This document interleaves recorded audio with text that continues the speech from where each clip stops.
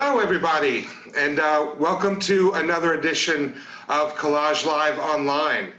Kolaj LIVE Online is a virtual series of programs by Collage Institute that seeks to deepen our understanding of collage as a medium, a genre, and a community, and a 21st century art movement.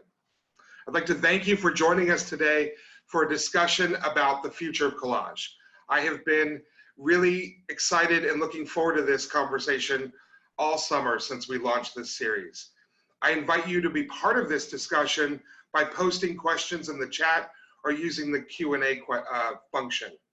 To answer everyone's question, the future of glue is nanotechnology, and we're going to go much further than materials in today's discussion. I am joined today by the Weird Show's Maxomatic.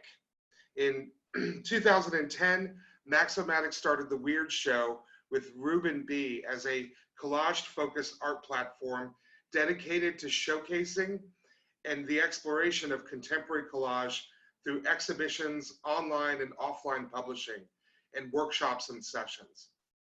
Since 2017, Maxomatic has been the platform's director and lead curator. The Weird Show has produced over a dozen exhibitions across Europe and the Americas.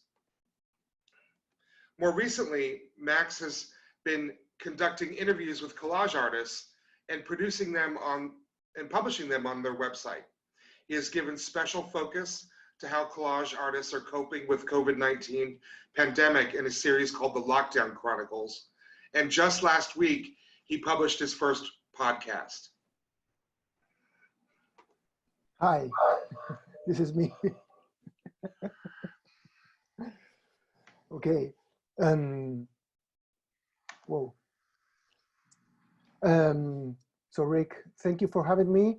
And I guess everyone knows you, but I can say a few words about who you are, which might be redundant, but it might help someone who's here just by chance. So I'm having the pleasure to speak with Rick Cassini-Cadur. He's almost everything I want to be. He's a writer, he's an artist, he's a publisher, and he's a cultural worker. He's everything. And his biography is really huge, but mainly he ran galleries, he worked with art institutions, he led different community projects, always working with art, and has exhibited his work in lots and lots of places. And right now, if everything that I have said is like not enough, he runs the Collage magazine, or edits, and the Collage Institute, the Collage Festival, and has created the World Collage Day, making things run and happen and be crazy in the collage community for quite a long time. And what I love most about Rick is that he doesn't only work, but he thinks about collage, and even better, he makes us think about collage. So this is a great opportunity, at least for me, to discuss with him something that I'm not really sure about what is. That is the future of collage. So thank you. And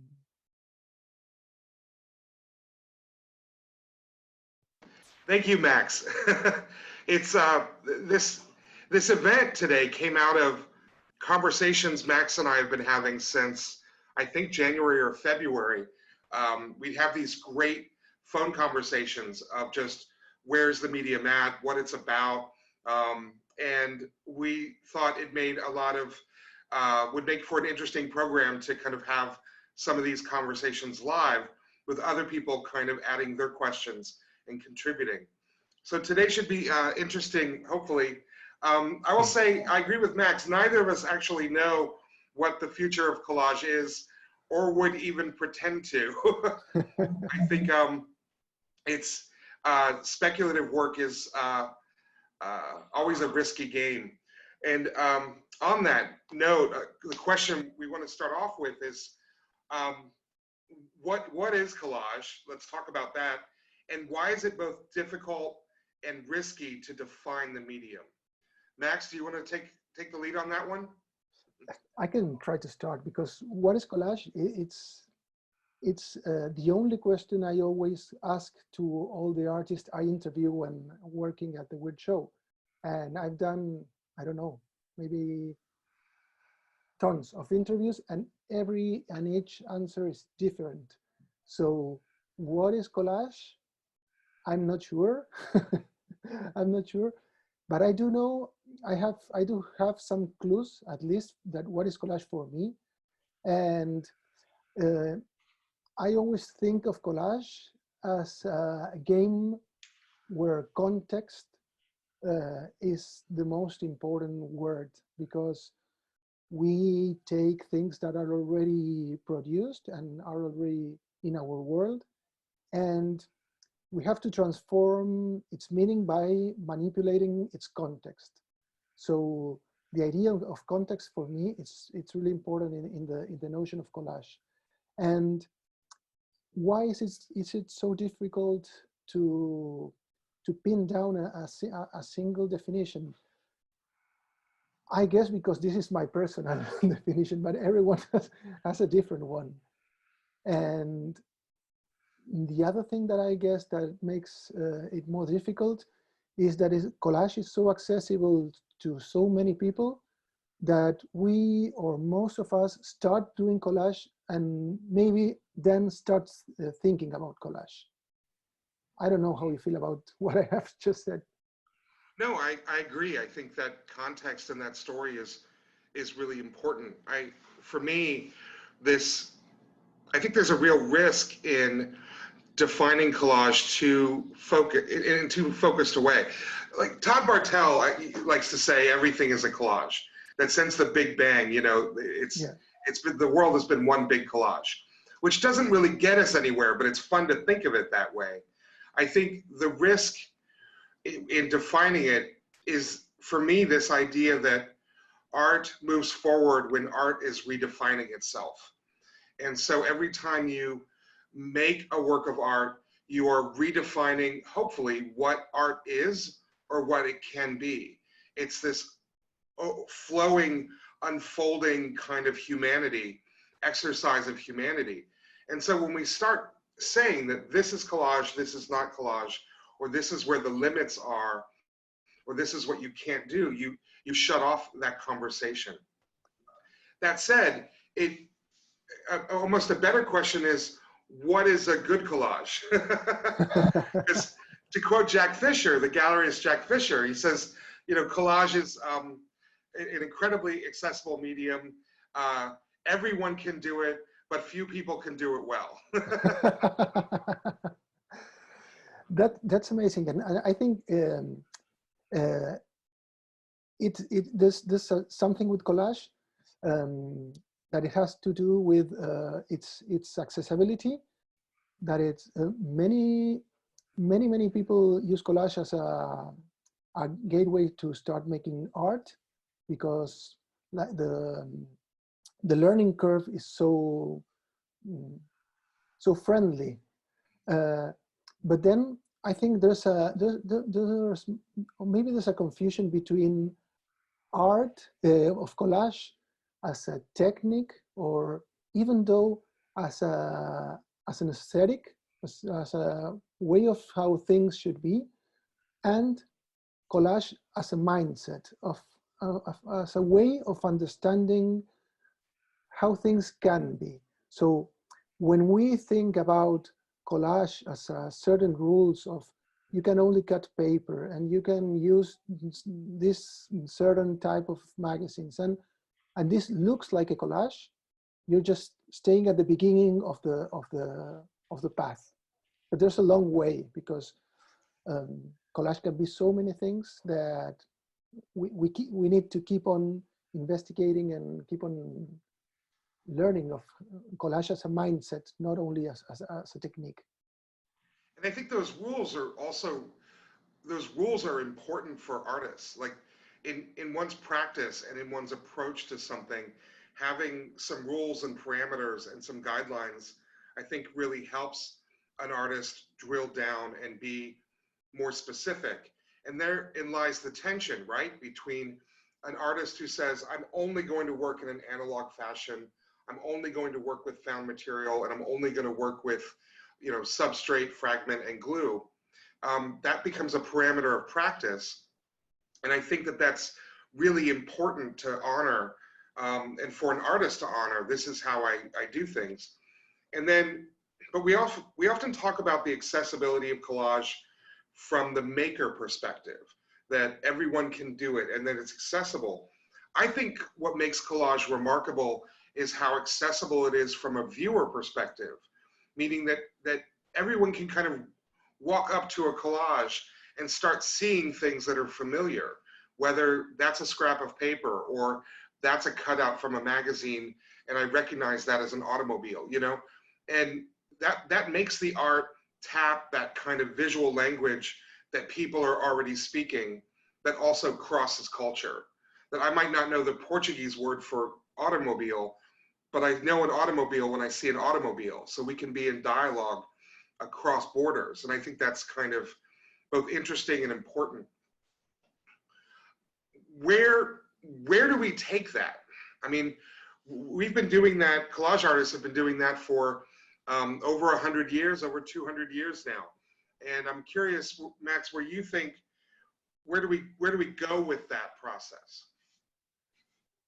I'm not sure where do we go, but when I think about the history of collage, I also can think about where are some issues that I think that we lost a bit of the idea of what collage can be. So if you go back to Picasso and Braque, to pinpoint one specific moment in art history that collage started, they used materials and everyday materials in their paintings. This was a way of adding more tools to the artist's toolkit. So it was a revolution in that sense, because before the artist only could have a pen, a pencil, a paintbrush, or things to make sculptures, but now they can use some wallpaper, for example. And so this is something that started a tradition in two ways. In one way, adding, as I said, adding new tools to the artist, and also thinking about the conceptual part of why I am using this that is not a traditional painter thing. So things went on for 100 years, and sometimes I think we just got stuck in the idea of using just the wallpaper and using just things of our everyday life. If we go to Dada, they used media, newspapers, they used magazines, because this was really new at their time. This was what was happening. Curators grabbed things from the street, maybe old metro, old subway tickets, or cigarette packages or whatever, because he was trying to connect with the city that he kind of hated and loved at the same time in a particular way. And we are still grabbing the same trash curators found in the street, trying to emulate. But we're not, I think we are not understanding what meant at that time and what has to be right now nowadays. So looking back, it's like the first step to try to think, where are we going? If these guys did this at this specific time 100 years ago, why are we emulating most of the things this guy did? And how can we do to resignify the act of collage? Collage in the end is pasting paper, gluing paper. So which is our paper right now? Maybe it's not paper. And glue, maybe it's not literally glue. That's interesting. I mean, I hadn't thought about what was radical about Picasso and Braque from a fine art perspective was their liberation of material. that, you know, and then Schwitter's built on that, and a number of collage artists built on that. And if you think of that moment as this liberation of material, we are well past that in the art world, where everything is now potential material. And what litters our street, what fills our street, and if you think of the pop culture folks, kind of visually litters our street. It's all digital, it's all online now, which is kind of makes it interesting for those of us who don't necessarily want to lean into the virtual world. So Todd Bartel has a comment and a question. It used to be that artist groups and the avant-garde met in person at various city locations, and the center of the art world shifted between such centers. Today, social media and the global pandemic have together rendered the old centralized city model obsolete. Can you both speak to the present conditions of a decentralized collage community and where that might lead us, or how it has already changed the paradigm? Do you want to start? I can start. I can start. Max, we're so less polite with one another on the phone. I want to hear what you think about this. Go for it. Yeah. I guess that the avant-garde movements needed to meet in person, and we don't need to meet in person, but I think that we should meet in person. And somehow we can't be some kind of luddites that believe that the technology, it doesn't exist or shouldn't exist, but also we should not, I think I would not like to forget that I'm a human being, and that being among other people is a positive thing and brings out many really interesting things always. So I think we should fight, and we should actively look for places of human connection, and combining them with a global and digital community, of course, because we can't avoid the fact that it exists, but we really have to try hard to build human connections, and each day I think it's more important. In fact, today, when I spoke with a friend, I said, I should be in New Orleans today, but I'm speaking to a screen. And I felt really bad, not for speaking today to a screen, but because all the things that I have missed, not being in a real place, talking with a lot of people that are interested in the same things that I do in real life. So, and that's a beautiful thing of the Collage Fest, and many of the things that you do, and the things I try to do via the Weird Show. I mean, that's definitely a value we have, that people need to get together. And one of the premises of a Collage Fest, for example, is this idea that you can have panels like Kolaj LIVE Online that are, you know, broadcast out, right? But ultimately, what makes Collage Fest different, or the other kind of great kind of events that are bringing together collage artists, is that something else happens when people are in the same space. And, you know, it's when people are out smoking, when people are walking from venue to venue, when people are on a break and can have casual conversation with each other, that's real, where I think the real work comes together. And, you know, we are in a really lucky time, because I think that in the past, you had to be in New York or Paris or London in these concentrations of cultural, economic, social power in order to be part of the conversation. And you even see that in Schwitter's life, where he's kind of outside of the major urban center where the scene is happening, and having to always negotiate with Berlin, you know, from where he's at. The collage community has made an incredible network that is fiercely decentralized. In fact, it almost avoids some of the major cultural centers of London and Paris and New York and LA, although those folks are represented, but so is Des Moines, Iowa, and Lisbon, Portugal, and Viborg, Denmark. There are all these other places that get equal footing and can be part of the conversation.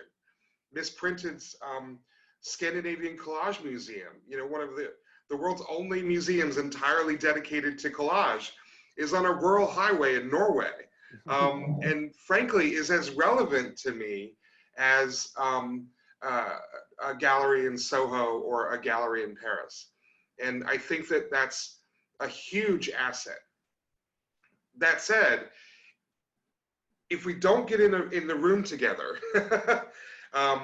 and we don't prioritize how we're making those relationships, like Max, you and I have never met. We've never spent time together.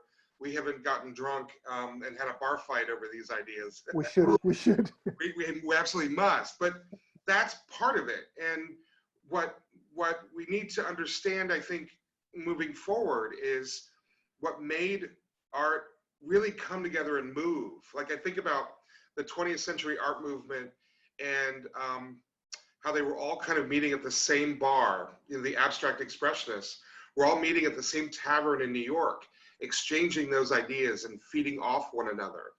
That was really important, and their lives were intertwined. They knew what was going on with each other. They knew about their personal lives, and that informed the relationships. There's this great moment where Clement Greenberg was kind of being a jerk. I mean, Clement Greenberg championed Jackson Pollock, and really championed his career. And at one night they were both at Bennington College after an event, and Jackson was being kind of a jerk and Clement was being kind of a jerk. And, Jackson at one point slaps Clement Greenberg, and that broke their relationship for many years. And it also caused Clement Greenberg to care less about abstract expressionism and start kind of, promoting other kinds of painting. And we forget that sometimes art movements shift based on the personalities of the very human people involved. And that's not a bad thing. You meet someone you have an affinity with, and you can kind of run with it. But collage artists, they're doing that. I mean, you see them kind of networking and knowing one another and building these connections and really threading everyone and trying to keep the door open to everyone, and allowing that to evolve. And I also think, Max, what you've done with the Weird Show, both in terms of the publishing you've done, but also the series of exhibits, has created these moments and these scenes for folks to come together, and for collage also to reveal itself to the outside world. Because I think that's the other piece is collage artists are great at talking to one another, but we don't, I think, interface well with the non-collage world, or we don't do it often enough, perhaps. Yeah. You have, I think. I try. And also there's something interesting in terms of what happens with the art and collage in the real world, that collage works not mostly, but yeah, maybe mostly in small size and small scales, where I think you can scan collage, but it's one thing seeing a collage and the 1080 square Instagram image, or when you have it in front of you. Last week I made a collage that it was white over white with a lot of texture, and it was impossible. When I scanned it, I said, this is really not good, but if you see it and you touch it and you are, so we need that physical interaction, not only with the artist, but also with the art. And then we can have a better understanding of what we do, and also a better understanding of what we can do with the technique. Because I guess it's something like when you see on TV someone jumping a crazy distance or jumping from a tree, or on TV, everything has special effects. So And on Instagram, everything can be digital, or can be photoshopped, or can be, but when you are in front of the real thing, I think there's a different relation between viewer and artwork. Even if it's digital, or even if it's an installation, or if it's video, I think you have a more personal, a more immersive relation with the art you're seeing. I think Chris is jumping in. Yes, so I have a comment, and then I have a question. The comment is from Clive Knights, who says, I would suggest that collage is the extension of bodily gesture into the medium of material fragments. Good collage is perhaps like a good gesture. If it augments and illuminates shared context, it has value. If it is an indiscriminate reflex of the body, it does not. And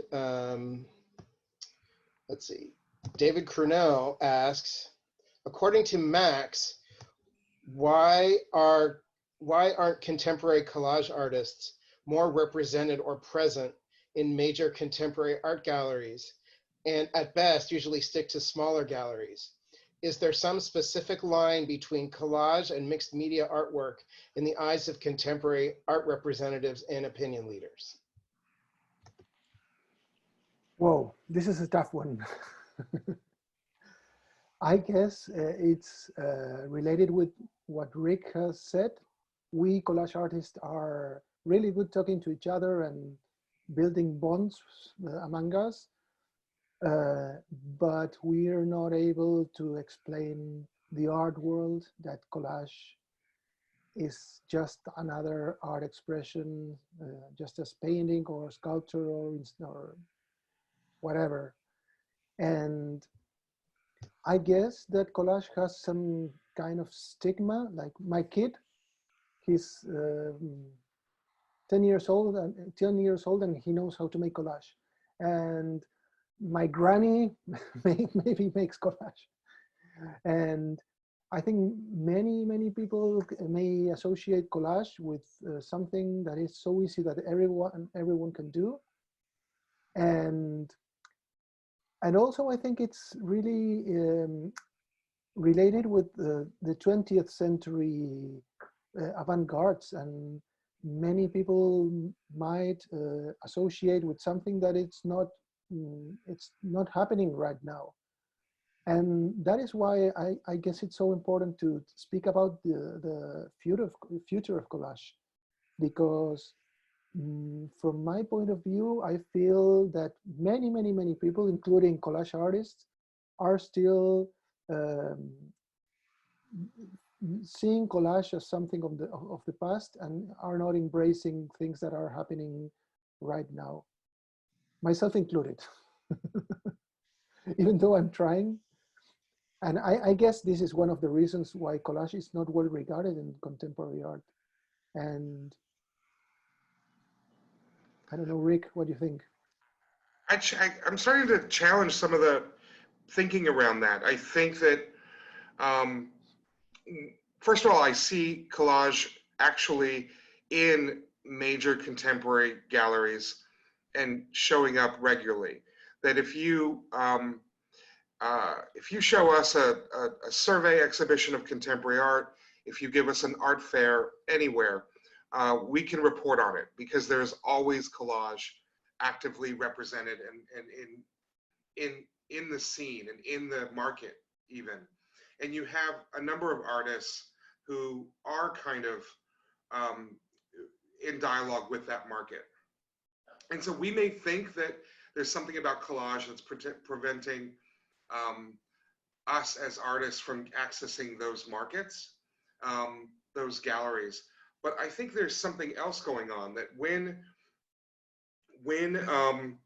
those artists are in that milieu, they're either in the art market or in the museum scene, what you find is collage that is in dialogue with other forms of art, in dialogue with the contemporary moment, is operating at a scale and a level of kind of polish that is needed to operate in those scenes.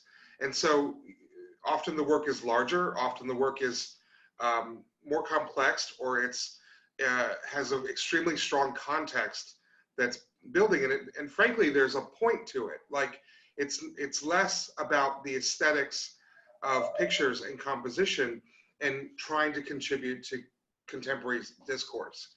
And so, you know, I just reviewed for the next issue of Collage Magazine, Louisiana Contemporary, which is this annual survey of contemporary art from Louisiana.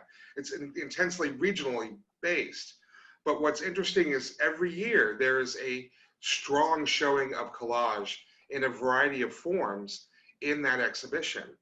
And I think as the other thing, and I've said this before, as the art world becomes more open to voices from people of color, to women and queer people, you see more collage in that, in the milieu and in the market and in the scene. So there's a real tension there. I do think collage has its problems in terms of how it's understood by art professionals. We still find, if we go to a museum and we say, what collage do you have? They say, oh, we don't really have a lot of collage. And then I walk around the museum and I find a ton of collage. That there's a poor understanding of the medium. And I would even say, like, that idea that you brought up earlier, Max, around collage early collage as liberating material, what could be material for art. I've not really seen that discussed in the presentation of early collage, or this work that is hiding behind the label of mixed media, or hiding behind even just the label of painting. That's not necessarily discussed.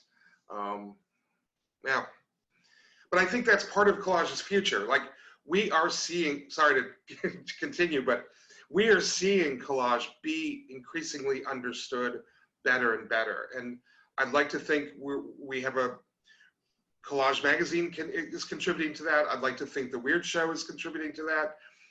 You have CICOL in Chile, which just formed, which is a Spanish language based institute looking at collage. You have the Collage Research Network in the UK, which really informed the exhibition at the National Galleries of Art in Scotland. And so, you know, this work of talking about the medium and finding ways of really getting at what's going on here, what has gone on here in the history, is changing and impacting how the art world sees collage. Yes, I do believe that this is changing, and working and exhibiting for, I don't know, 15 years, I see really that thing is slowly changing, but I think we still have lots of things to do. And one thing that you said that I feel it's really crucial is that we collage, or artists working with collage, need to be less precious about how things look, and we need to focus more on concepts and ideas, and trying to embrace a bit more the language of contemporary art, and not only the language of collage, because sometimes we feel really happy about one piece, but we don't make the effort of explaining all the ideas behind that piece or that series. And because of most of the times our art ends up on Instagram, and it's measured by likes, and then we feel okay, this was liked, so it worked. But in the end, that's only a little part of all the process of being an artist. Being an artist, it's not only showing nice stuff, because you can take a beautiful picture of your kid, or of a sunset or whatever, but also is capturing a part of reality and transforming it. And you have to, or we have to be more conscious about how we express and how we communicate our ideas, and I'm the first one who doesn't knows how to communicate properly, because behind each one of my series, there are lots of ideas and there are concepts, but I never speak about them because I don't feel quite confident writing or because of whatever. But if we want to be better regarded in the art world, we should try to understand how things run in the art world and try to at least stick to some of the rules. And we were talking about that in our last conversation. We were talking about how, since, you know, when modernism started, the role of the artist was still to make a picture. And over the last 150 years or so, the function or the technology of art has evolved, and it evolved to art was no longer about just making a good picture. It was about expressing an idea. And then more recently, art has been about creating an experience. I think about, you know, one of my favorite examples is Kara Walker's Sugar Baby, this giant, massive sugar sculpture installed in a former Domino sugar factory in Brooklyn, and how that was both a remarkable sculpture and work of art, although entirely ephemeral, like it doesn't exist anymore. They hosed it down, right? But the art was really about the scene that made, the people walking into the space, their flip-flops sticking to the floor, the smell of it. It was an entire experience to go and have. And more I see art being presented that way, where I think in touring Canada right now, there's a Van Gogh exhibit that is entirely projections of Van Gogh. Again, that's about creating a scene and having an experience of art. I think there's real potential in there. You spoke about this, Max, around this idea that how an artist's role could be seen as scene making, that we build that moment in our community that allows people to come together. Yeah. That's another thing related with what we spoke before about the idea of community, but also related with this about the idea of experiencing things. And if we get together, we have the chance to share ideas, and when we share ideas, we have the chance to make projects in common and projects that we all feel related to. And when all the abstracts, impressionists hang out in the same bar, things happened. And right now, we have to fight to create these new scenes. Maybe we can start on the internet, but then we have to meet and make things happen. Because the ideas of creating a scene, I think we have the false idea of collage being a scene, which is, but it isn't at the same time. Meaning we don't have like human beings, rarely are human beings interacting in the same space. No, and the degree of commitment when you don't meet face to face is always different. You have to, I always feel that when you're face to face with someone and you have the opportunity to fight about ideas and about to disagree, we have the opportunity to disagree, and you have the opportunity, but you have to face yourself with other group of people and find a way to make things happen. Like the power of the things done, it's always exponential. It's always much more important than what happens online, that you can easily hide and you can easily disappear and you can easily forget and just not respond to what's happening on the scene or anywhere. That actually brings a point around, I think we're seeing in as a response or a fallout to the pandemic is that we're going to see a lot of galleries close. The reality is that mid-tier galleries were closing before the pandemic happened, and the economic fallout will close, I think, even more of them. And also just institutions are really struggling right now. I think we're going to see less art space available to artists. And frankly, there are just a lot more artists out in the world. And, you know, when society have gone through this in the past, artists took it upon themselves to create those spaces. I'm thinking of the early Dadaists and the cafes that they would create. And I think that, you know, part of what our work is moving forward is how do we work in our own communities to take vacant space and turn it into a scene. And whether that's there for a night or a month or, you know, maybe something more quasi-permanent. But our communities need us. Like we're seeing a collapse of commercial real estate. And as people work less remotely, meaning they work more from home, you're gonna see whole scene parts of town that are no longer occupied and as much as they were. And there's also a lot of pressure, particularly in the US, I don't know how it is in Europe, on just public space. You know, our public space in some areas is only the mall. And well, the malls are shutting down. So where will people congregate? Where will people go? And I think, you know, when we lose our independent coffee houses because they can't stay open through this pandemic, we've lost space in which we can gather as a community. And so I think there's a real role for artists in stepping up and saying, we're going to create space, you know, for people to come together. And we're going to use art as the reason for people to come together. Because we're going to have to do a lot of putting ourselves together after this pandemic and in the coming years, I think. And we have a real both role to play, because I think we can serve our communities that way, but I also think there's potential opportunity in doing that. Chris, I have a bunch of questions that touch on a lot of what you talked about. I'm not sure where to start, so I'm going to start here. Marty Gordon says, my Collage Collab partner and I have tried in the past to create opportunities for community in our area, but have had little to no success. Do you have suggestions on how to coax collage artists out of their habit holes to interact with the community?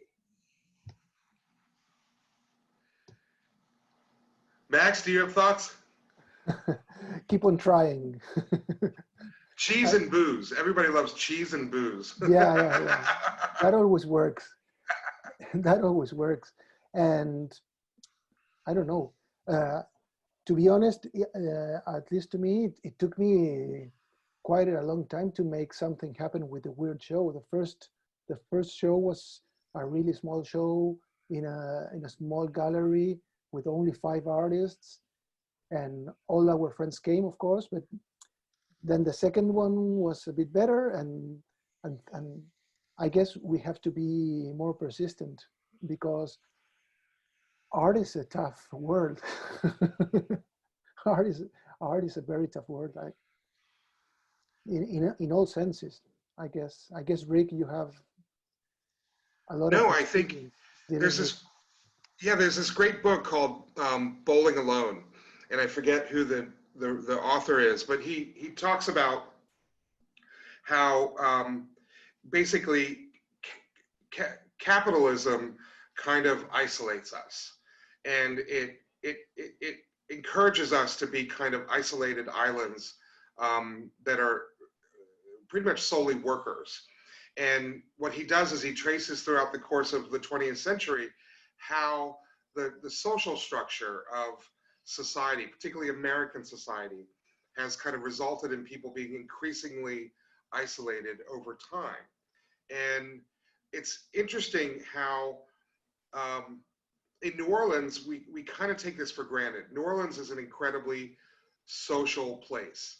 People get together, people go to bars, people are always kind of talking in community with one another. And I think that's why I like it here. In contrast, like places like Vermont or Seattle, where Marty is, where I've lived in the past, can be a little difficult to kind of get people out of their habit and out of their zone. And the reality is that when people are struggling to just get up, commute, get to work, you know, get home, take care of the kids, you know, they're exhausted, you know, and it becomes difficult to maintain that social life and that interaction.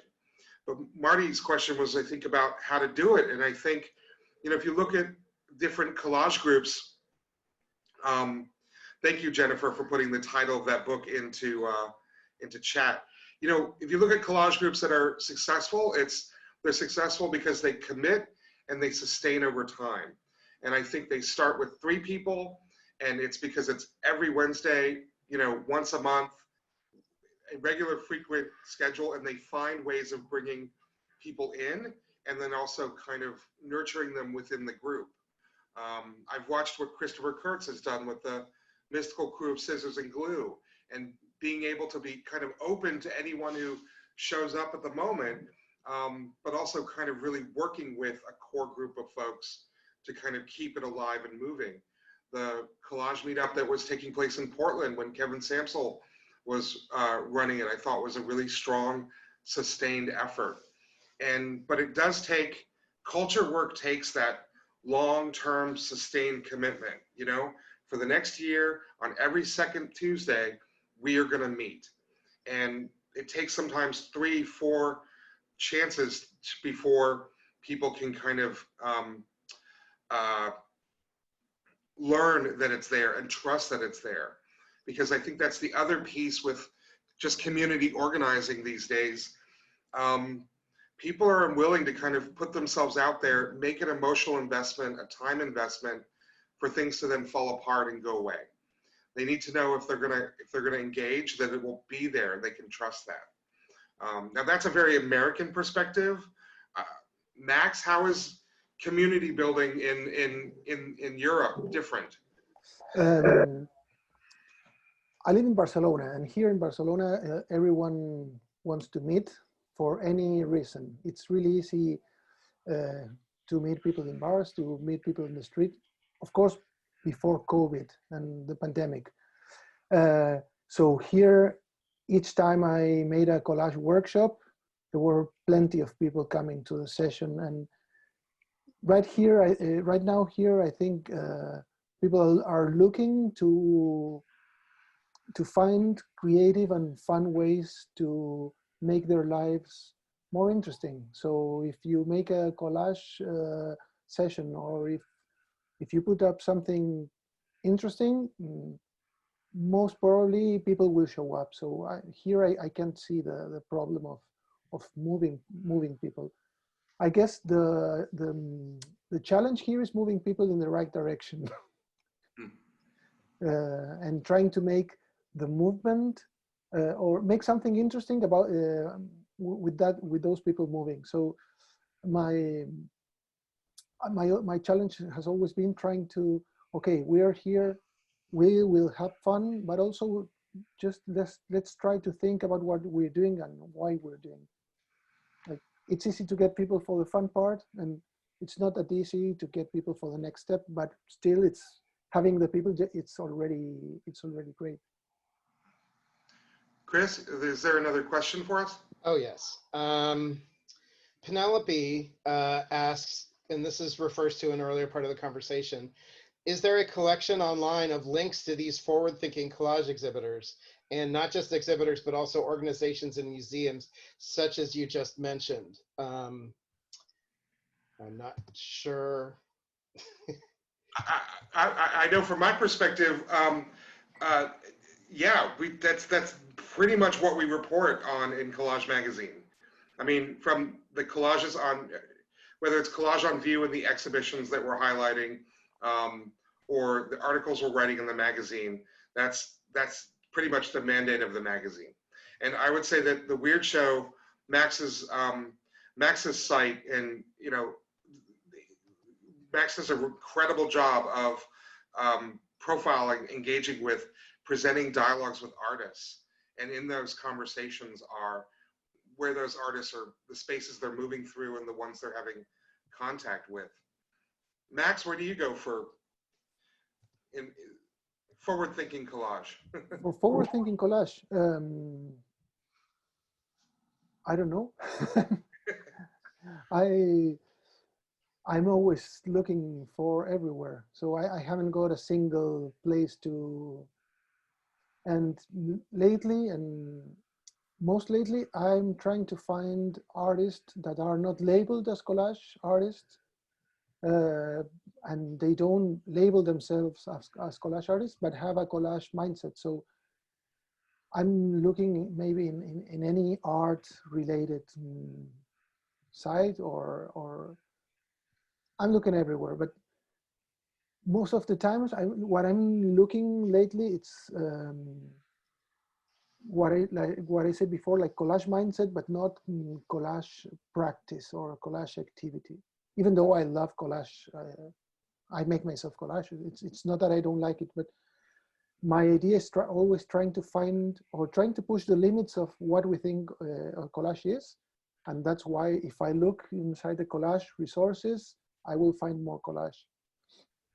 And I think that you mentioned something I think we do at the magazine. I look very broadly at art, and there's in any given month, there's just a ton of institutions, museums, galleries, art centers all across the world. I'm just like genuinely curious what they're doing. And often I find myself looking at this art and then asking myself, is this collage? How is this collage? How is this not collage? You know, is there a collage practice going on, meaning in terms of the material usage and the medium, or is there collage thinking going on? And I think that that's how, you know, that's how I kind of find that forward thinking collage.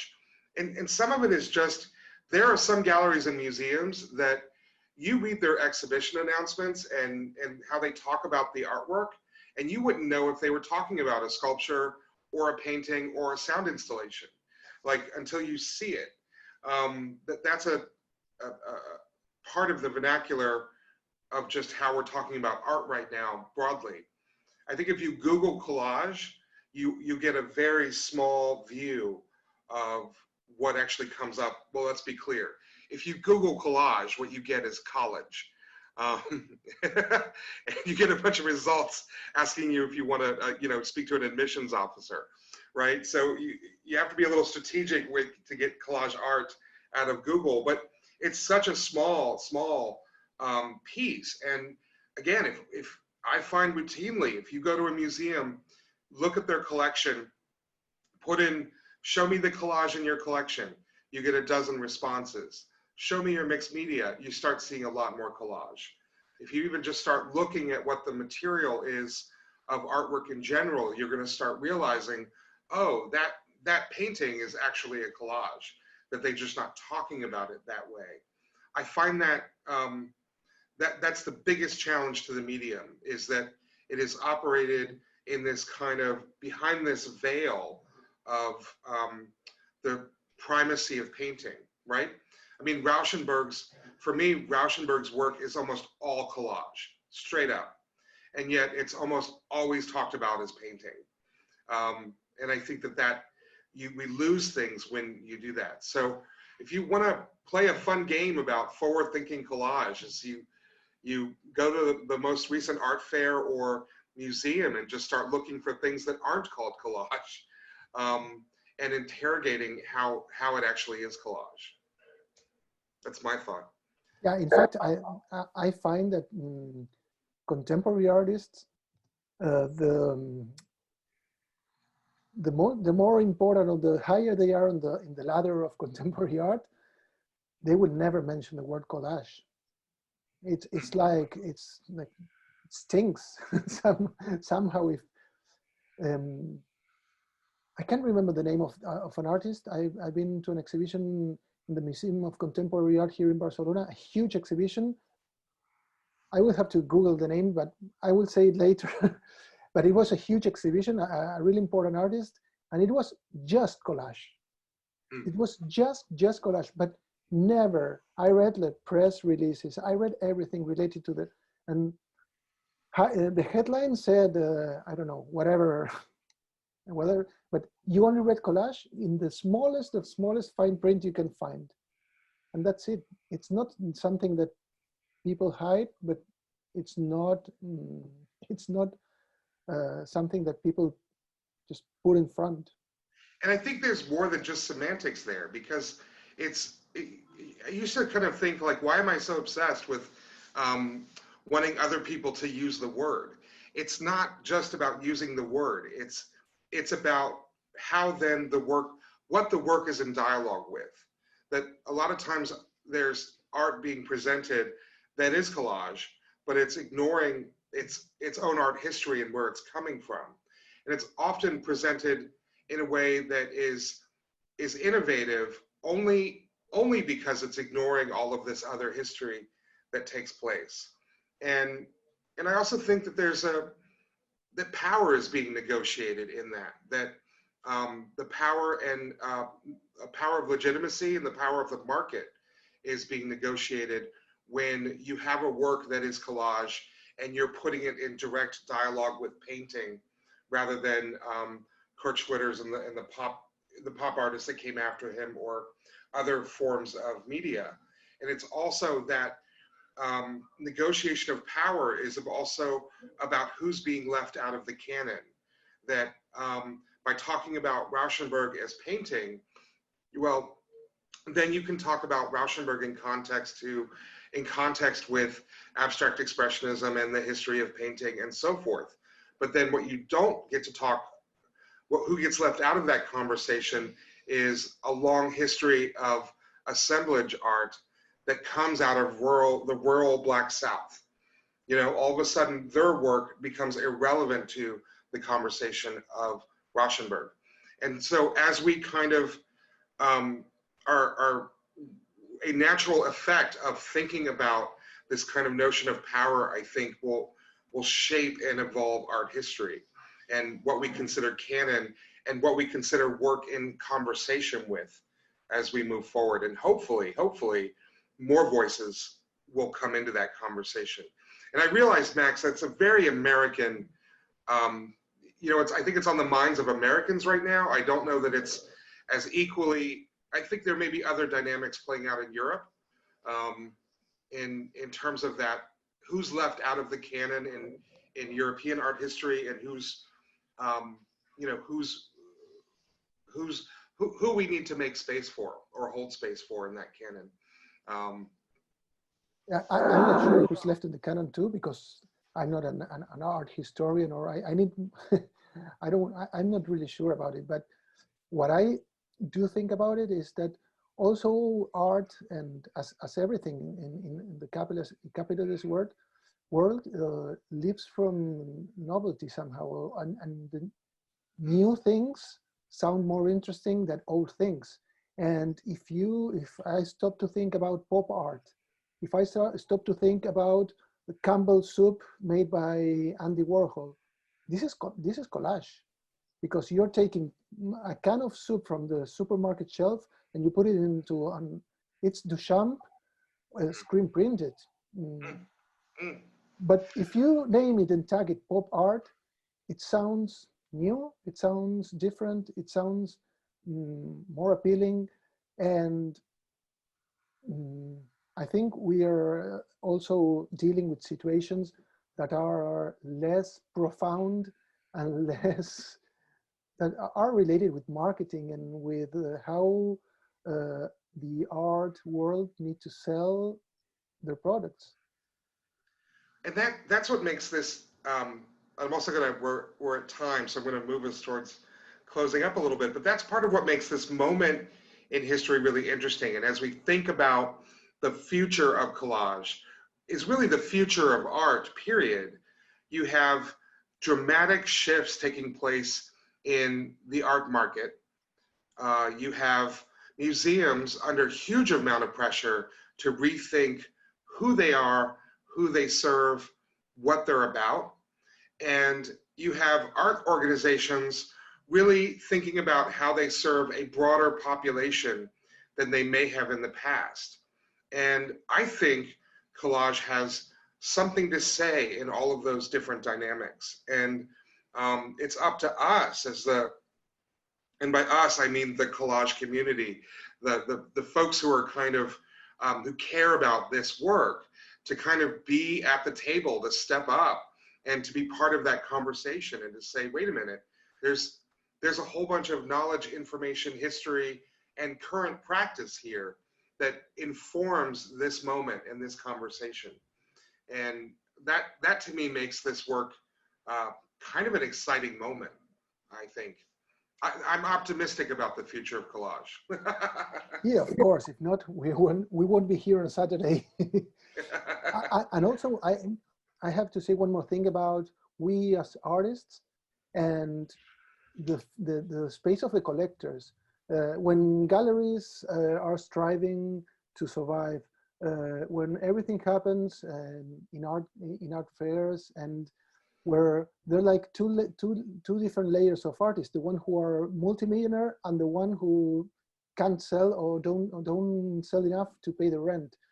And if now we're going to look for new spaces and new dynamics of showing our work because of galleries closing, because we can't afford to go to fairs, also we have to be somehow responsible in making more people collect art. So I guess it's like being like a pro sports player of any sport. There are the millionaire ones and the ones who play just for fun.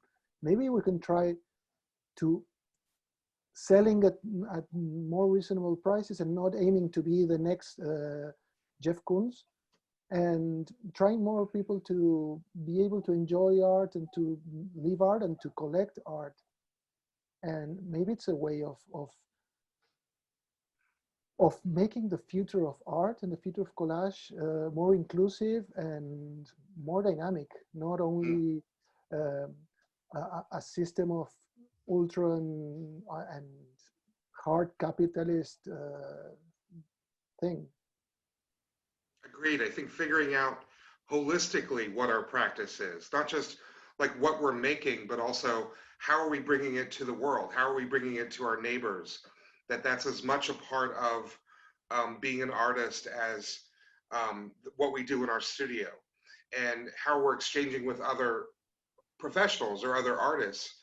I think is part of that as well. And yeah, that's given me a lot to think about, actually.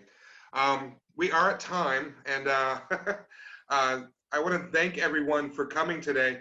Max, was there anything that we didn't get to talk to that you were like ready to declare before we wrap up? I come from Argentina, and we people from Argentina have the fame of being able to talk about anything for 2 days without stopping. So Agreed. I have just started. Well, we can hear more of it. When's your next podcast coming out? I guess I'm trying to have one each month. Mm-hmm. So early October, I will have the new one. Nice. Well, looking forward to it. Yeah. Our next Kolaj Live Online is Daphne Steinberg hosting a cat and paste workshop, which is taking place next Saturday. And I think that's probably the most fun thing we've done, and probably the most opposite of this conversation. I think it'll be fun for Kolaj Live Online to get out of the head space of this and move into just good old fashioned cutting and pasting of cats. But thank you everyone for coming. Thank you, Christopher Byrne, for throwing questions at us.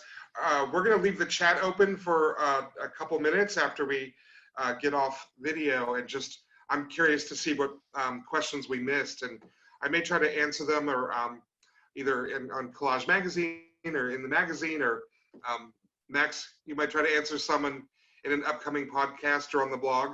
Yeah, of course, I would love to. And thank you, everyone. It was really great seeing the folks here today. Have a wonderful Saturday and a wonderful weekend, and we'll see you next time. Thank you so much, everyone.